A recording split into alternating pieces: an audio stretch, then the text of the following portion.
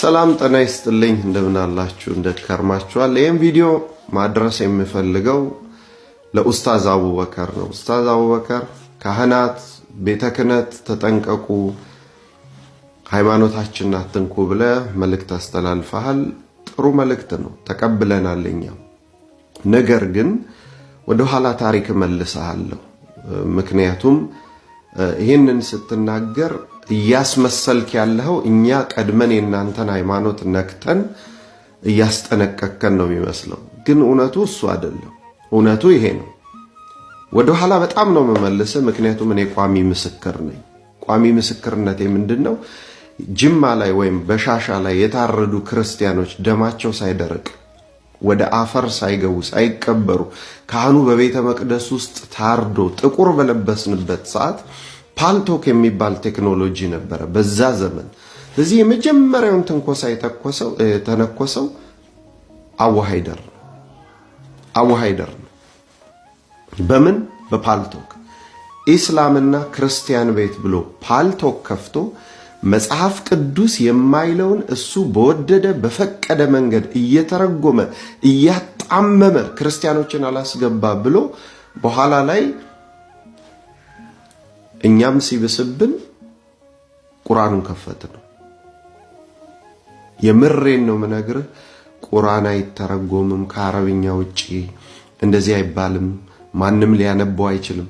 ሪስፔክት አድርገን ቁርአን ነክተን አናቅም ነበር። እኔ ሳድግ ቁርአን ነክቼ አላቅም። ማንም ሰው በጣም ነው ሪስፔክት የምናደርገው የነበረው፣ ምክንያቱም እናንተ ከነገራችሁን የተነሳ። ስለዚህ እሱ መጽሐፍ ቅዱስን እንደዛ ያደረገ በኢየሱስ ክርስቶስ ላይማ የተናገራቸው ንግግሮች ልነግርህ አልችልም። የዛን ጊዜ እኛም ቁርአኑን ከፈትነው፣ ሐዲቱን ተፍሲሩን ከፈትነው። ከዛ በኋላ እኛም ደነገጥን ባነበብነው ነገር። የዛን ጊዜ የነበረውን ክርክር ብትሰማ ደግሞ እግዚአብሔር በቸር አሳልፎን ነው እንጂ እንተላለቅ ነበር። በጣም የከፋ ነበር። ማን የጀመረው ግን?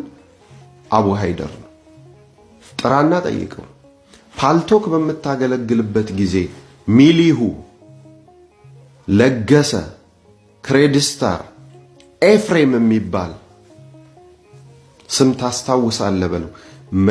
መች እንዳይረሳው አድርገን ነው የተነጋገርነው። መች እንዳይረሳው።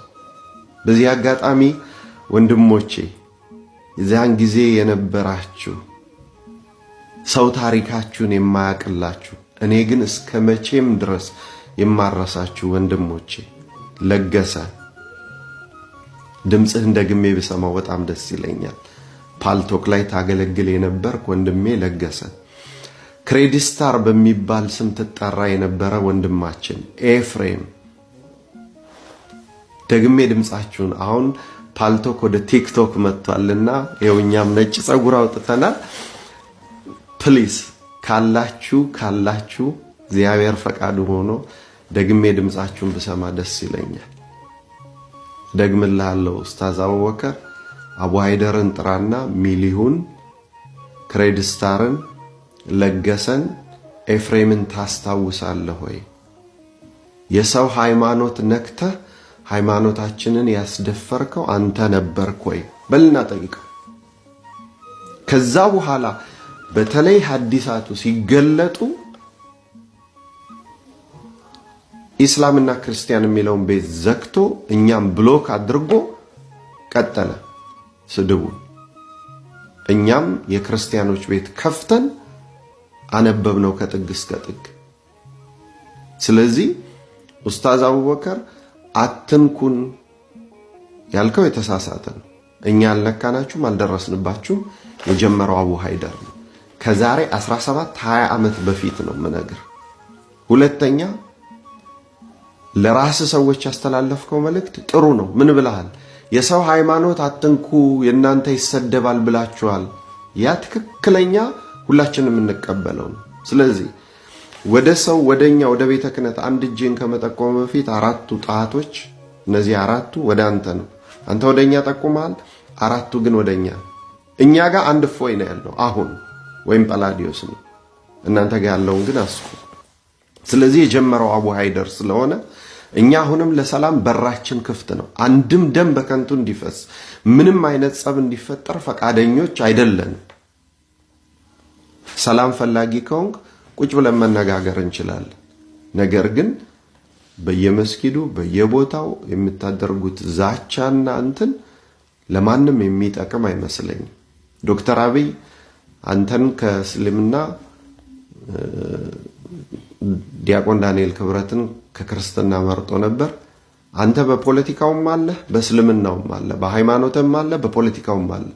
የኛን ግን በፖለቲካው አለ፣ በሃይማኖቱ ውሃ በልቶታል። አንድ ቀን ልብ አግኝቶ ወደ አባቱ ቤት ይመለስና እሱም ይቆም ይሆናል። እስከዛው ድረስ ግን የምነግር ነገር እኛ አልጀመርንም። አሁንም እንዲቆም ሁሉም ነገር ሰላም እንዲወርድ ከፈለክ ይሰቀል፣ ይገደል፣ እንዲህ አድርገን የበላይነታችን ይታይ የሚለው ሩጫ ስለማያዋጣ ልታደርግልን የምንፈልገው አንድ ነገር ምንድነው? እኛ አልጀመርንም።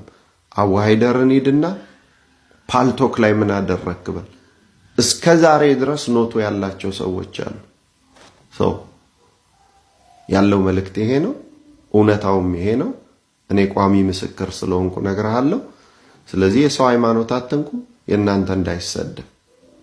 ያ ያስማማናል። መልካም ጊዜ